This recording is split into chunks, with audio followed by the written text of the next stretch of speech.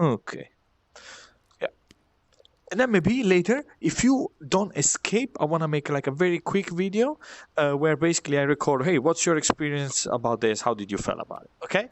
Can you promise that to me? Yeah, sure. If this is good enough. If this is good enough. If this sucks, then you guys let me know. It's no need. Gabriele, it was a waste of time. Okay. So this works as follow. Um this thing is going to work usually a little different. So usually what I do is that I get people to kind of like a deck of slide and say what are the different components of a pitch deck, right? So there is the pain, the product, how we are different, what is the traction you have, what's the business model, and so on. But this time I want to start with some basic concept, like really, really core that I think it's important when you pitch your story. And then I'm going to go directly into the deck.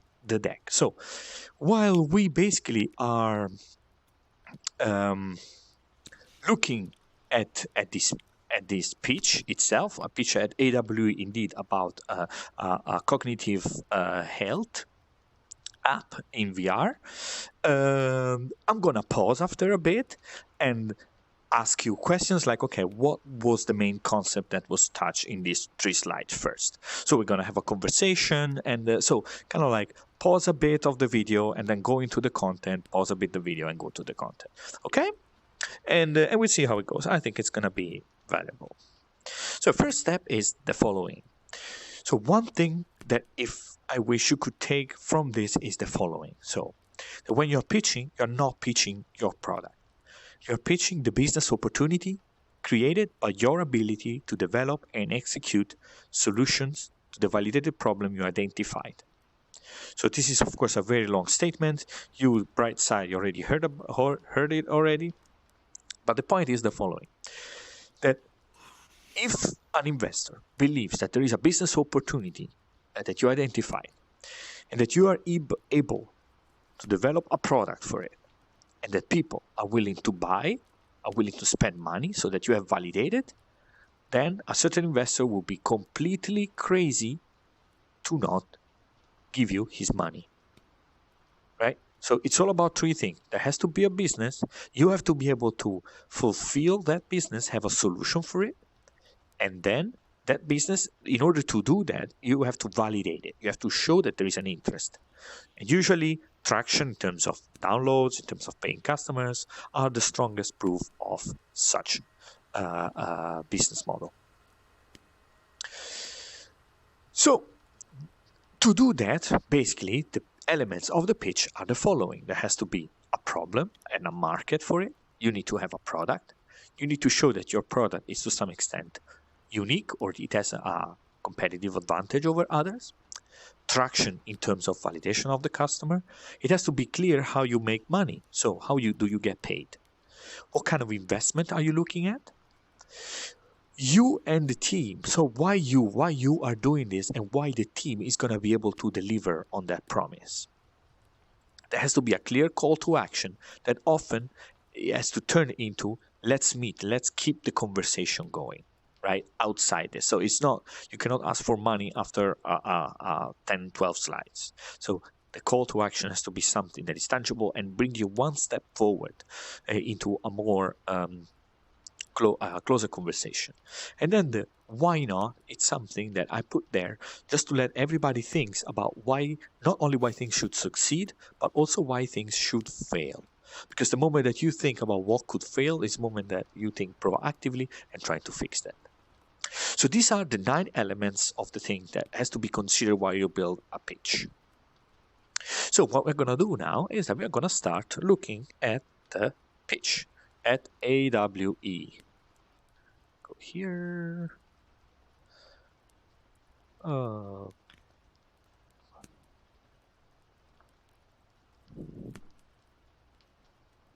Okay. You can hear, right? No, Hi guys, I I don't am Amir, cannot hear it. co-founder and Now? CEO of Virtuleap, and we Yes, are right taking now. brain Yeah. training to the next Yep. level thanks to virtual reality. So the cognitive assessment and training market has been booming for the last 10 or so years, and due to a mix of factors. One is a growing aging population. Now in the US, for example, by 2030, there'll be more adults, or there'll be more senior citizens than children. In fact, all of the baby boomers, which is the wealthiest segment of the population in not just the US, but many markets around the world, they'll all be over 65. In dementia, cognitive decline, for instance, it can onset as early as 45. And so you can see how this wealthiest segment is attracting a lot of longevity tech, anything that can increase the likelihood of, regardless what that number is, how many extra days, months, years of enriched life can you provide based on technologies suiting this group.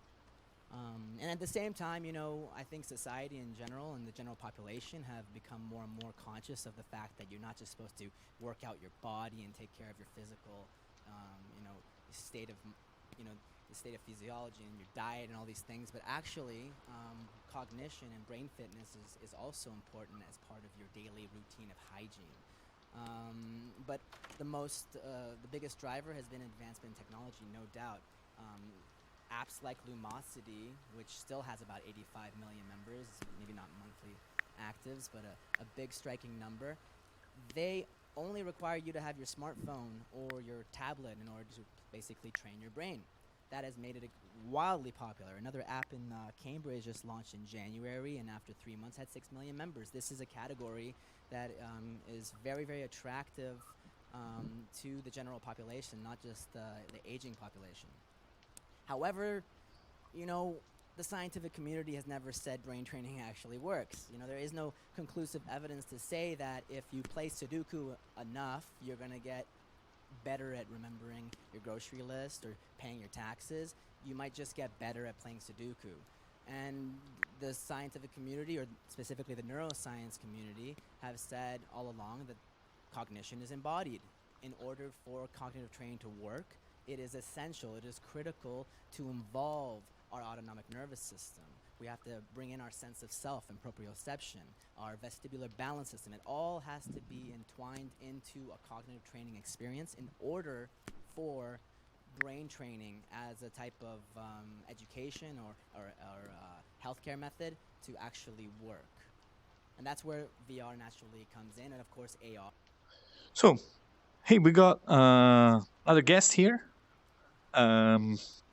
But meanwhile, so what we're basically trying to do is look at this part. So this first part was about these 3 slides, correct? So what are, in your opinion, what is the purpose of these slides? If we Build look... the foundation. Yeah, indeed. So it was indeed about what we have here. It's about the problem, right? What's the pain, the opportunity? Okay, so it doesn't answer what's the customer yet, but basically what causes the frustration, how big is the market. Now, curious, what is your impression about it? Do you think that it sounds like a robust story? And I mean, in this way, the purpose here is not to shame or say how everything was wrong, right? Here what we're trying to do is look at it together and see what are the possibilities for improvement. So from your side, how do you think was this discussion and this introduction about the problem statement? Ron, any Are idea? you asking me? Yeah. Me? Are you asking me? Yeah, also. Okay, so I think for me it would be better if he starts with a story. It's a good point. It's about a person that has this specific problem and is maybe also see his peer aging, for example. That could be a good idea. Yeah, because he came right to the stats at the start. So usually I do stats in the middle to prove, like to add credibility. That's a good point. Yeah. So adding a little bit of human side, it's a good suggestion. Yes, especially that it is involving senior, the demographic, that senior demographic. Yeah, and to be honest, I me, that's my personal opinion. It doesn't have to be absolutely true, but I think that the story kind of match, right? It's not something where you say, is this really a problem or not?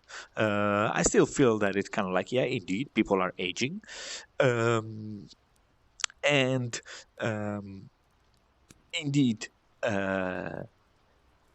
It is true that there are these apps that are now successful, so that's good. So I think it's showing necessarily that there's not necessarily a bad competition, but there is something there that people are using. And then there is this other part where we say, okay, but actually, if you want to really improve your cognition has to be embodied, right? So that's basically using a 2D app on your phone is not going to lead to actually increase or big improvements unless you embody it, unless you use things like VR. Now, here, what I personally missed was like maybe, even though at this early stage, maybe show how that has been proven. Right? In this case, adding some numbers that says, for example, if you put someone with a 2D app or with doing some simple exercise, it doesn't have to be VR in this case, right? But you can also show some other scientific study that have been shown with a reference under. I think it still would have added quite some credibility to his story and support his argument that indeed cognition is embodied without necessarily pushing his VR solution. At this stage, it's just about showing Yeah. that the 2D it has a market, and with cognition, with embodiment and movement, and using also your senses, this would lead to even better results. Okay. Yeah. Another thing here also, slightly, that you will see, the pitch is only 5 minutes, and he already spent a good amount of time just to introduce this. And this is a bit, this you see that this thing is gonna kind of like take a big bunch of the pitch, and he's gonna go faster through the rest. So the problem has to also be pretty concise. So from a problem statement perspective, I think it's nice. I think Ron came up with a good suggestion. Why not add a story of a person that actually is involved in this? And in this case, having some scientific data supporting this idea of embodiment would have added more indeed body and credibility to his story. Sorry to interrupt, but Yeah. I might go early, so Okay. you may continue. You Okay. may Okay. go ahead without me. All right, that's it. So we can go. are. It naturally creates an environment that pulls in our physicality, as we all know in this niche community right now and here. It is the first time that we have a digital format that can support a natural cognitive environment. So enter Enhance, our VR app that offers a daily cognitive workout of fun games, but intense and short, scientifically designed to train the various aspects of our cognitive faculties, not just the typical categories like memory and problem solving that you would find in a Lumosity or a Peak or an Elevate, but also unique categories that, for example, our first game, Hide and Seek, is based on spatial audio awareness, finding a missing object according to the sound it has, and triggering our spider senses in order to hone that particular faculty. You know, when I travel with my wife to a new city, I always get lost, and she laughs at me, and I just can't figure out any. I have no idea of what a true north is or stuff like this. But on the flip side, I write a lot. She doesn't necessarily have the same kind of word memory as I do, and so we're able to create a library of games that fundamentally, like, basically target each of these different faculties. Of course, in VR, you're always targeting one in primary, like let's say a game is focused on memory, but you'll always have motor skills involved just because of the natural nature of the medium. We are the first VR app or brain training app ever to incorporate the bleeding edge of auditory science. So we have composed a series of tracks that, even if you're not even playing any games, they are also scientifically validated for increasing the focus levels. Right when you enter the app, you have this interesting rhythmic audio in the background that you don't really understand. It's not really distracting you. It's kind of there, and you get used to it pretty fast. It's based on phase locking, and that is integrated into our every game except the ones that are based on spatial audio, where you need complete silence. I cannot hear you. And we've launched an admin panel that essentially allows organizations to be able to monitor and manage their users. Now, we're the first ones to actually have this companion platform side by side with our VR app. And it's pretty much something that I think has been missing from organizations like senior living clinics, hospitals, even corporations with human performance programs, or schools with after-school concentration programs. It's never been able to allow them to tie all the data together for their organization and make things that much more practical. How do we stand out?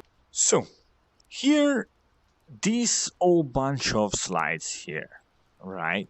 These 4. Technically, those were all product slides, right? So this was all about what the product is about. Correct? Threat. Yeah. Good. Yeah. Go away, threat. Threat. Uh-oh. Threat, get the fuck out.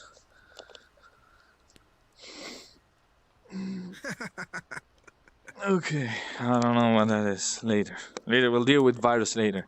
I got enough of virus problem in my life already. So, okay. So, we said now these are all product slides.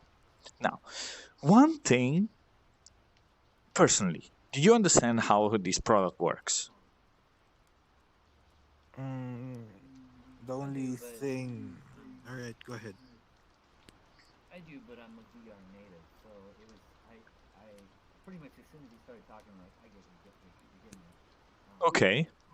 But someone who's not a VR native might still be lost. Yeah, I agree. Okay, yeah, because I mean, personally, here for me, when I was there in the audience, I was like, what are you actually? What are people doing when they put their headset on? Like they talk about the spatial audio, they talk about the memory and rhythmic thing. I mean, it is not really tangible for me. It's like, okay, I have a clear idea. This is one game you made and improved this. This is one game you made and improved this. We have published these 3 games that improve this, and that, right? I mean, that it should be easy. One thing also that I don't understand, I miss a bit, and it's like, what, when you talk about your product in these sets, in this story, right? You mentioned scientifically proven. There's been scientifically. It's like, okay, how did you do it? Like, what, did you run some tests? Yeah. So for that, for some prospects, that's a red flag. Especially VR is an experimental thing. Yeah. No, based on my experience. So what I usually do is, for example, he mentioned spatial audio. Mm-hmm. So what I usually do is I describe what spatial audio is and then give a relatable example. Exactly, Like, right? Yeah, that's how I communicate with my prospects. One thing for here. him, Finish, yeah, please. okay. Finish. Okay, so for the one that you showed us, he just described it.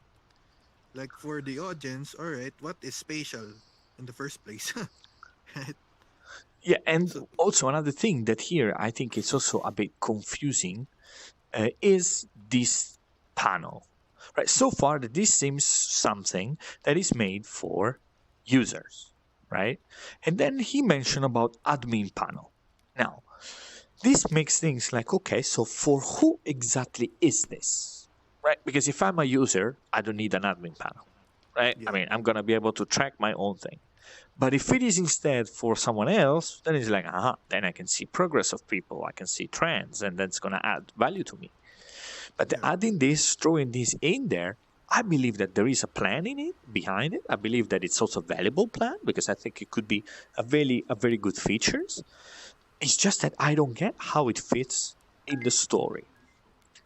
So this is one of the things that I So struggle for on. this one, I think it should be tailored for enterprise people, not for end users. Exactly, but then again, at this stage, it's important also the experience of the founders, right? Because they reach this point, because they've got a journey. So I mean, we can of course make speculation, but also important to Mm. know what they have been, what's their journey, right? Because so I'm pretty sure that they have an answer for it. Mm. But this makes this part still quite uh, um, kind of like don't fit in a way in the story. Not that it doesn't fit in the product, but just in the story. It's a cool feature that's would be very useful. My first question, well, my first red flag when it's presentation, you mentioned several times, um, we are the first ones that do this. Yeah, And first. that was a red flag to me. It was like, it's not the first one. Yeah. We need that.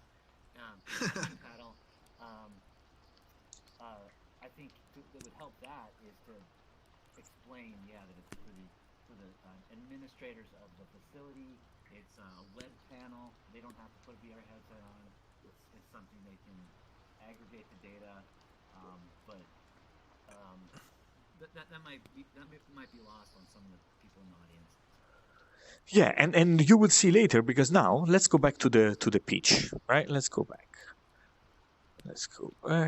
Is here. Now he's talking about competition. Well, basically, I call the 2D screen-based apps brain teasers, not brain trainers. And the ones that are in our industry are typically very niche focused, like sports rehabilitation, phantom limb syndrome, and the like. We're the first to go at the position ourselves from the point of view of a library of games, and that is our primary moat. We're about. Now, I mean, it's not bad. I mean, I honestly, it's not like a bad differentiator, right? Everyone is pretty niche. It's for hospital. While instead we position ourselves as a sets of games that are very easy to enter on, and we have a library of games. So the idea, it's kind of like there. So in this case, how they address the competition was also like. I like it because it's like, okay, we have a competition that is the 2D competition, but it's not really what we are after. The other more niche competition, the one that is really like more for physiotherapy and other similar VR kind of like solution, are instead very, very niche and just geared towards clinics. While instead we provide something different. I like it. I mean, I think it was quite a nice positioning when compared to the market.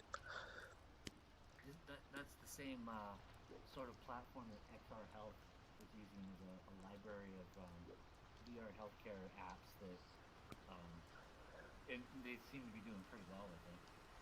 Yeah. So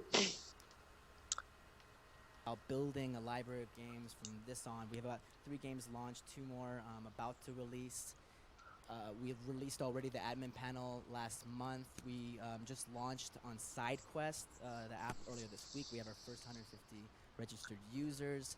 We're going to probably be approved by Rift next week. We'll be launching on the Focus Plus, not launching, but submitting to the store by the end of next week. And the whole thing is about building up this library and developing and polishing the platform. I'm sorry for this. Okay, let's wait a second. So what he now mentioned was that I believe was his attempt of making his traction slide, right? So that was when we look back at here. So product has been mentioned, differentiator has been mentioned, pain and opportunity is there, was at the beginning, very nicely done. The traction, that's still missing. And I think, and that was the attempt of doing it. So we have a lot of stuff going on. Everything is going to be launched. Everything. Now, I don't know because I mean, that's the thing that feels still a bit maybe weak. He's going to mention later, like for example, some institution that are partnering with him. In that case, that I believe would have been maybe a stronger way to show traction. So that's kind of like a missed opportunity. It's one of those things that without the person, it's very hard to make an assessment, right? You can assess like, so what have you done? Like, what are the progress that you made from day one, not from a product perspective, but from the way you have addressed what is your potential customers or users. Like we have got maybe, for example, 200 people to through our apps. That is in a way a form of, hey, they have done some work, right? But if you don't, if you just leave it very broad, oh, we have games launch and these are going to be do, this is going to be do, it's still a bit, it's not a proof of traction. It's not a proof that someone is using it, people like it, and once it's out, it's going to be adopted. That's what this part is about. As a developer, when he started talking about the Oculus channels he was on and getting it on side quests, I got kind of excited, like, oh yeah, he figured out how to deliver it, but that's probably going to be meaningless, being that it's not in that. If people are not going to buy it, right? I mean, you got to make money, otherwise that's the thing. And here it's also very interesting.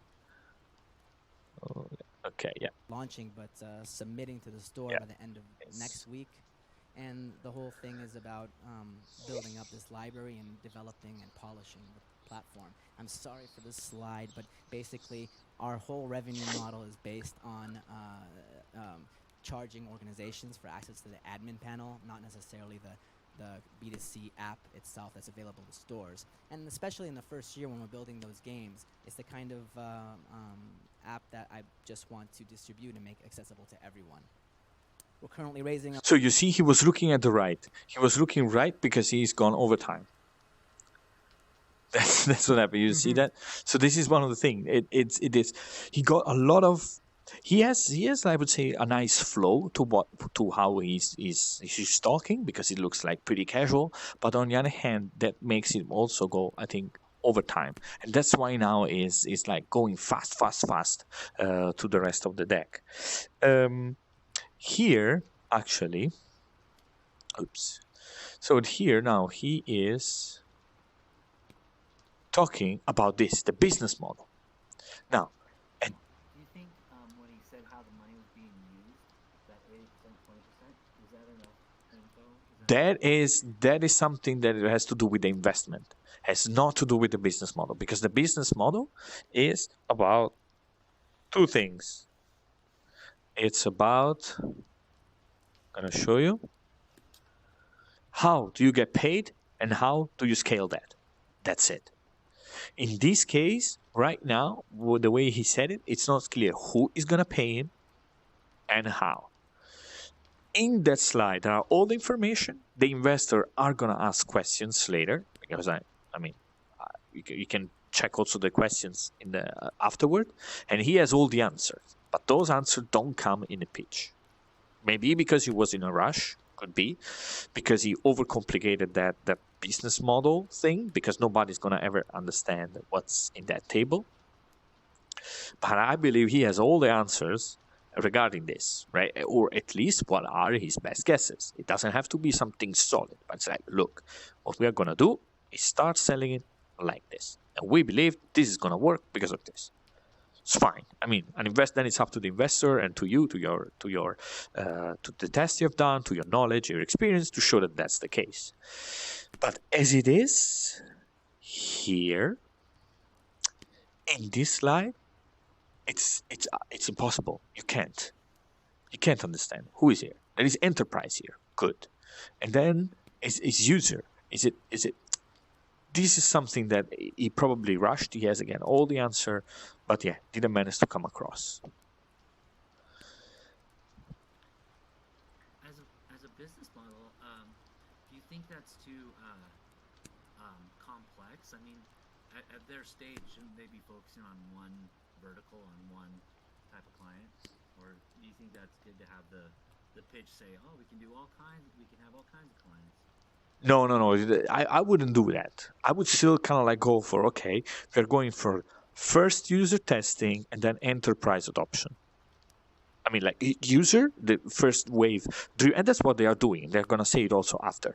Their app is actually downloadable on SideQuest. That's good. That's great. A lot of people are using it. A lot of people are given data, information, and that's something that then they can easily go to enterprises and say, look, people are loving it. And I think it's a good plan, right? In this case. So I think it's actually quite nice. So I would still stick with like few things other than too many, too thin. So we are here. Yeah. That I just want to distribute and make accessible to everyone. We're currently raising our round to grow our team primarily in Lisbon and why Okay, us. one point. You see now he's going very fast. One thing is also about the investment. It's not just about the investment you are asking, but it's also the one you got in the past. I mean, there are a bunch of people here that work for more than 1 year, right? How did you pay them so far? Right? I mean, you can also say we have got a first round from angel investors and this much, and we use it this much. Now we are looking for that. That's also is a form of traction, is a form of credibility that someone believed in you in the first place, and that you got quite a big team to actually be.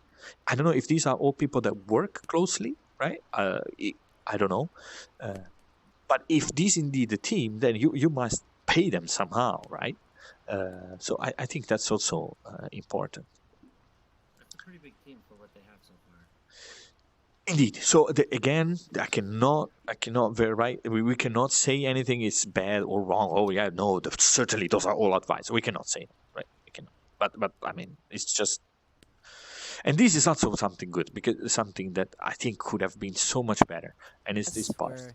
We're basically, I think, positioned in a very unique way. Before we pivoted into brain training in May, we were spending a year studying user cognition and the human condition, developing biometric algorithms that I believe gives us a real interesting and a unique edge in the market. Thank you so much. Damn it. What are those? I mean, if there was 1 year of work, right, on all those algorithms, where are those in the story? Right, because that also adds credibility, right? I'm not down on their product or the pitch, but from my perspective, from seeing a few pitches from companies, there seemed to be a lot of exaggeration or and maybe that's kind of the everybody expects that, but yeah, but I mean, I believe they've done it, right? I mean, I think that every founder is there and step on stage with trying to be genuine and mentioning what they've done. The fact is that sometimes I think that maybe there is the tendency to focus on maybe the wrong things. Like, if you have to exaggerate, and they exaggerate, this is the first, this is the thing, and but then if you have done work for 1 year testing these algorithms, like, well, what this algorithm about? Right? And it's like, okay, and recently we saw this opportunity, we have been working on this, and that's the moment that we decided to switch, that all our work that actually was resulted in this sort of structured product could be actually applied to this solution. The moment we applied, we saw this and that. So if there was work on something that is to some extent scientific, that is scientific, that is based on proofs, and that's been tested, it's just going over it like very fast. It's just a shame. And instead, I feel that having it in here somewhere when you mention about your product could have been like quite good, because one of the questions that I'm still left with, and if you look at this from another perspective, right here, there was the market and the problem. I believe it. I believe it's a problem. I believe there is a market. I don't have a problem believing. I believe that is to some extent unique. If they mention it, there is certainly a business model that they can do, and the team could deliver, right? Let's take with some being positive. So the question that I still have is, does your solution actually solve this problem? Right? Is it true that if you do this, have you done any testing? And the other is, let's assume that this is the case. Then who is going to buy it? To who are you going to actually sell it? Is it going to be the enterprise or is it going to be the users? I think those are the two biggest questions that could have been answered. And the first one about does this work? Yeah, please. I think he mentioned that he is planning to do a B2C for this application. B2C, good point. Then why there is this here? The admin panel. And let me go here. Yeah. So What about this? Yes. So it's kind of misleading. So what's the point of adding admin panel if you're planning to? Exactly. Look, let's do this. Huh? Look, I'll just show you straight away, because Example of And our direct. I don't remember him explaining what the 80% and the 20% is. those were basically money that he would get when he would get the investment. 80% would be used for something, and 20% would be used for something. So the way how they are planning So to use the yeah, investment. I don't know what the something is. Yeah, no. In I this don't case, know. Build the team, and then 20% was to do the research. okay. But then he said he already did a year of research. Um, But as to go back to that question, pitches and to go back stuff. to I would think the people that would ask questions after this would kind of ask some hard questions that would put them on. Yeah. that's it. That's it. Look. Can we have some questions? Hi, Amir. Patrick? Who's your target audience, the clients, the paying clients right now? Sure. So, like, our launch partner is the American Association of Retired Persons, for example. They have 38 million members across the U.S., and they would be an example of our direct client. They have access to the admin panel. They get charged according to a bundled user licenses. If there's an enterprise of 500 users, then they get charged, like, for example, an annual subscription of 90K. If they're under 20 users, they get an annual subscription of 90K. 2K. We're not charging for the app itself. It's definitely a problem in Finland as well. Like, we're going to have huge amounts of senior citizens. Is there scientific proof already that these kind of like brain training is gonna like affect Alzheimer's or dementia or those diseases? It is the craziest time. I write for VentureBeat a lot, and every week, or at least twice a month, we're seeing articles come out based on studies in Taiwan, UK. It is affecting dementia. It is triggering multiple cognitive learning systems. It is being used effectively for pain reduction. How? At least our experience of pain. I think one person was partnering with Cedar Sinai, which is a leader. They just received $100 million from Disney to extend some of their work. It is absolutely validated and supported by science and research, especially this year, which has been the most impactful year for this kind of study. now. Okay. Let's take a break. So one thing is first, who was the customer? Right, that's clear. And you see that he said that it's not B2C. It's like going to be a big B2C and then enterprise. So that's all the confusion is about. And I don't think it's a bad thing, right? I mean, it's not a bad thing that's the strategy. It's just that it didn't come across as it's supposed to be during the pitch. Correct? That's, I think, the biggest problem. I mean, we cannot just necessarily question the choice of Amir because, again, he and other people are the founders. They have the experience. They got interviews and people. So we gotta trust them. I think it could be a choice. It just didn't come in the pitch, and that's the purpose of the pitch. If that doesn't answer, it's not answered. And if that person wouldn't have asked that question, he would have just walked away without you letting him know. Yeah, sure, whatever. You don't even know who's the customer, or maybe it is not the case because he know, right? The other thing is then what you said. How? And I agree. I totally agree with you. Right? Look. How is this all scientific stuff? I mean, I think it's super easy. You could have had one extra slide. I believe it. We get this question all the time. Look. Yeah. Bam. And you get one extra slide. It's like, this is before, this is after. Scientific, there are 10,000 scientist names, and you can check it out yourself, and these are 10 articles. Right? And this would have, in a way, kind of like, look, this is based on true facts, on true data. Right? So I think that is indeed, it is all there, and it is a shame where those things don't come across. And I think it's one of the biggest. No, so for that question, that's kind of a tricky question because how I usually answer those kinds of questions is I base it from my research. Like, I do an excerpt. For example, a university from this state did a study that a certain number of percentage is improved from a sample of this number of um, people. So Exactly. it depends on which industry I'm trying to pitch.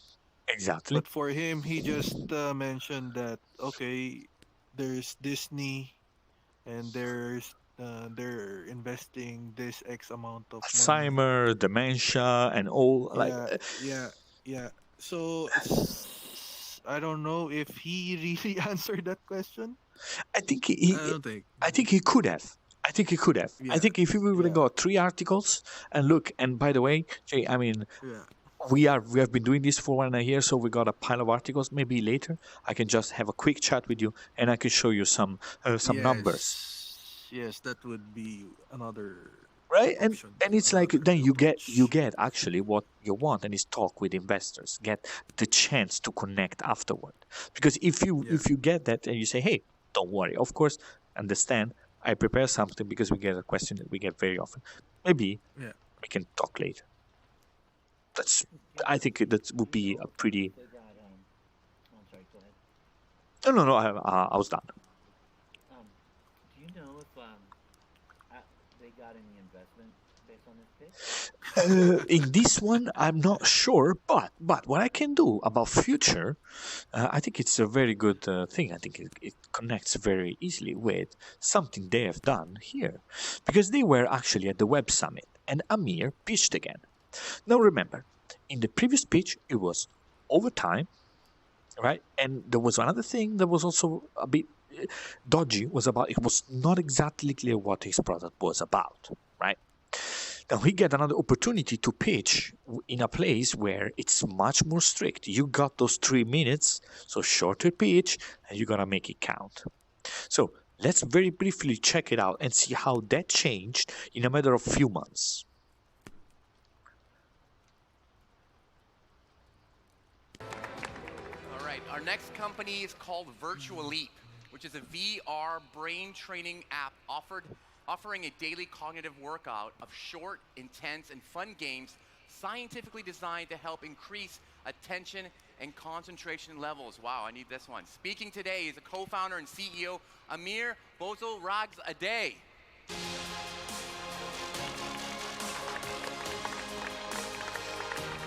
Now, one thing we're sure here, the pressure is very high. Yeah? I mean, being on stage in a situation like that, when you're presented like that, it's tough. It's very, very tough. So I think that it's not just always about just the pitch, but let's imagine the whole situation, right? That's also can have a big impact on how the whole thing is perceived and is presented.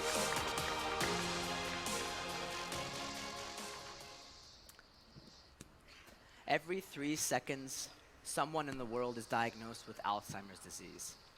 And this rate is only going to get faster as we get through the next decade.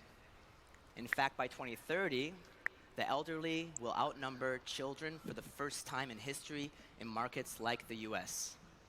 By then, every single senior citizen will be over 65, which, as the wealthiest segment in the population, means that we should expect big demand for technologies that extend their quality of life. Cognitive assessment and training is the foundation of the longevity tech market, and it has been blossoming as apps like Lumosity have essentially made brain training accessible to anyone with a smartphone or tablet. These brain training apps aren't just popular with the elderly, they're absolutely popular with all ages, with all demographics, because we as people are becoming ever more conscious for the need of mental fitness. And although these screen-based apps have been pioneering, there's no conclusive evidence that they actually work, which actually makes sense because modern neuroscience all points to cognition as being inherently embodied. In other words, for brain training to actually work, it is critical that our whole body, our autonomic nervous system, our vestibular balance system, our proprioception are all triggered into believing that the experience is real. And virtual reality is the first digital format to offer such a natural cognitive environment. Which is why last month we released Enhance, a VR app that offers a daily cognitive workout of short, fun, and intense games designed to test and train different cognitive functions like memory, flexibility, problem solving, as well as motor skills, spatial orientation, and spatial audio awareness. And it's the data dashboard that we released in parallel that allows organizations to manage and monitor the cognitive performance of their users, which serves as the backbone of our business model. But more importantly, it serves as what we are creating as the new digital health marker for the early detection of cognitive illnesses such as dementia by mining gameplay patterns over time. Hello, I'm Amir, CEO at Virtuleap, and we are taking brain training to the next level thanks to VR and AI. Thank you. So, I mean, in 3 minutes, he managed to compress a lot of information, and I think it was a very well prepared pitch. Right? I mean, we might agree, we might disagree on some of the things that he might have said, but I think that overall it was a very well prepared pitch, and it was sharp on time within 3 minutes. It is not easy. He also managed to explain a bit better much better actually, what was this app about, right? Showing like a demo and like a short video. That's also added, I think, value to understand. There were still some things that in a way kind of like resonate with what was the story here, right? It was still about how do you have this credibility? How do you describe better your product in a way that shows indeed what is your situation, what is the solution, that is that app really going to work. So so I have a question. So is the Web Summit a competition? Like, I'm not sure. Have you tried participating in a fast pitch? Because the first one that you showed us is like a regular presentation. The second video that you showed us is more of a fast pitch competition for. So that's why I'm wondering if is it a like a competition? Okay. Are they vying for a funding? No, I think that in this case, it's more about showing and promoting your company and how that has to do with technology and with the new innovation and AI. So that's what the Web Summit is about. This one instead, it's a bit different because in the audience, there were investors. So it's not necessarily a place where it's not demo day when you get investors straight away, but it's a place where you can right after get in contact with people like Dave Haynes at that from HTC Vive, investors at the Nordics, for example, startups and others. So here you could open doors. There it's more an opportunity to promote. And honestly, I think that this was not bad with the idea of promoting it, right? You don't have to show too much about the business model. It's all about the problem, the big solution we have. And I think it did a good job, to be honest. Still some questions to be answered because adding a little bit of data about how those is scientific and how that works, I think could have still added more credibility. But Ron, you were saying something. Yeah, so those are two different formats. Yeah. Now, I'm not sure if I can compare them. You mean? Say yes. That's what I'm trying to get. It's true. There are some things that can be compared. I feel the first was like his problem statement. The length of it was much better. So you see that with enough preparation, I think you can go from over 5 minutes in something that is under 3 minutes. It's not easy, yeah? It's not easy because sometimes in this pitch competition where they cut you, they shut off your microphone after 3 minutes. And and in that case, he made a big improvement. Right? The pitch is also about this. It's also about timing and telling your story, being respectful of the people that comes after you. I think that's one thing. And I mean, indeed, many other things there was not the team up, indeed, because this is not a pitch deck. That was not necessarily about the competition, because this is not a pitch deck for that purpose. But I think it was kind of like a nice comparison to see how the same story could be told in two different ways. So I just want to go very quickly to kind of like 3 takeaway that I've got personally from this, and then you can also maybe share yours. So one question I had: does this product solves the problem? I think it could be, right? Then how do you say that embodied training as a whole, without VR, really adds value?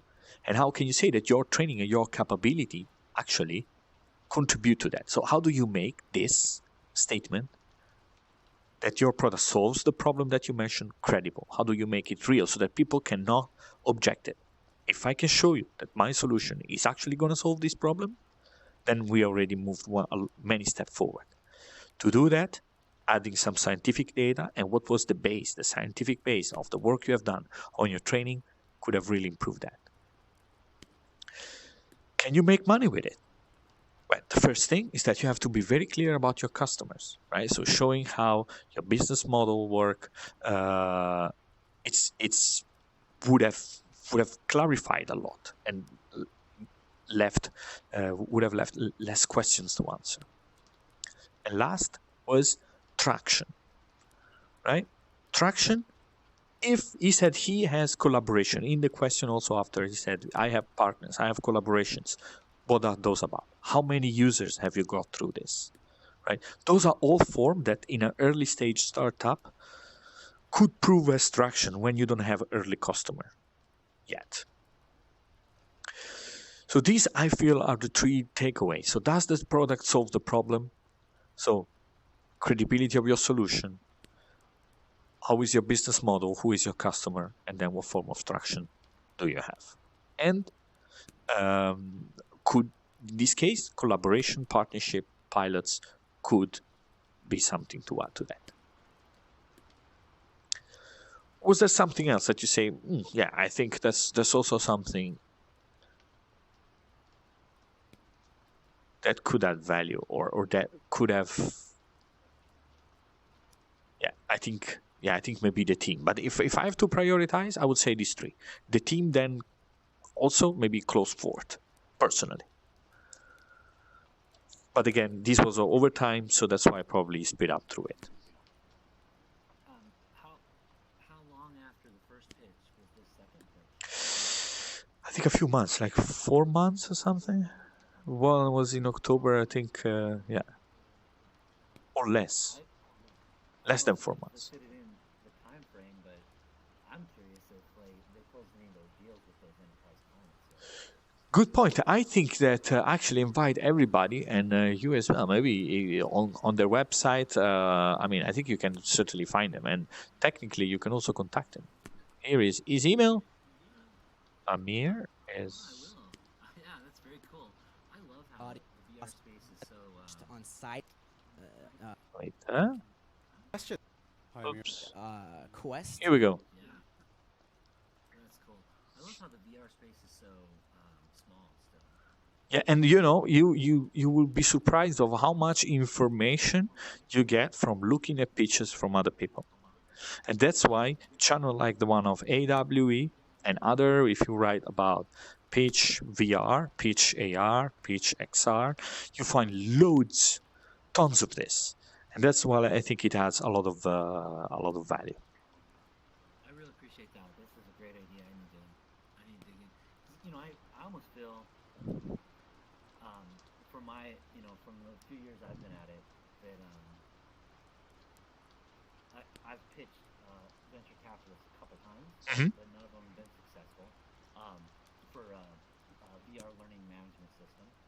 and then this latest round of apps that I've been building, um, uh, the I haven't. I was just about to go into a incubator, um, Yeah. right as this coronavirus thing started. Oh But yeah, yeah. but so that's kind of what I had it pretty well ready to go to crowdfunding. So that's why that's why I'm pushing into a crowdfunding right now. But I almost feel like I watch stuff like this and I get kind of jealous, but kind of like hey, my app's better than that, or or Yeah, again, I think that the moment that you start digging, that you really ask questions, you realize how much work there is that it doesn't surface on this, right? no, Uh, I've spent so much time on this over the last year, and then it built on years of work otherwise. But to see a team like that and be like, what, you've had a team like that for a year and you're what? You're not you're not in the market yet. Uh, I I think it's fascinating, and I've seen friends too, like this guy Ron mentioned, the Helium meditation app. I know Sarah Hill, and she recently got $1 million of funding, and I actually in 2018 built a meditation app before Sarah Hill, uh-huh. but I didn't really push it out and try to make connections. I'm kind of in a remote area, so I don't really have access to that kind of stuff. Yeah, yeah, and that's the thing, that is very often it's about the promotion, it's about the kind of like uh, uh, hype that you build around it, the kind of like that. The network, Yes. the people you work with, yeah. Yeah, yeah. And actually, for the Indiegogo, if I can give a little advice, don't just wait. So before you launch it, try to build some hype, right? So because I've also like what happened is, and building hype is means like contacting blogs, contacting people that might write about, hey, I'm gonna launch this thing. It's gonna be available to people to test or something like. So don't wait, and because the marketing campaigns for crowdfunding starts 1, 2 months, 3 months before, right? So if you just put it and you just wait for people to find it, because then the question is like, how do you get people on your Indiegogo page? Right? Because it's as easy as that, right? Me, if I'm Gabriele, I'm at home. How will I ever end up on your page? How will I ever know that your Indiegogo is started? Right? If you wait for Indiegogo to do his promotion, then yeah, it's not gonna work.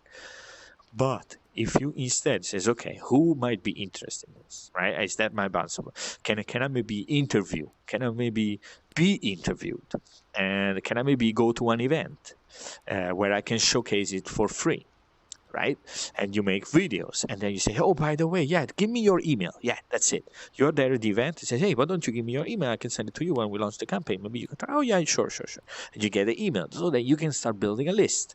And then maybe you put an update, and then you put a video in the update. So I would really maybe think carefully about how to build this up towards the launch, because that is gonna really help you out. Because if you just wait for people to find it, Luckily, so yeah, Indiegogo has a whole pre-launch section.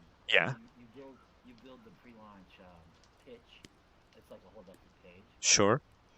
So yeah, so I got that, but also luckily Indiegogo allows you to do a 60-day campaign, and you can draw on the money throughout the campaign.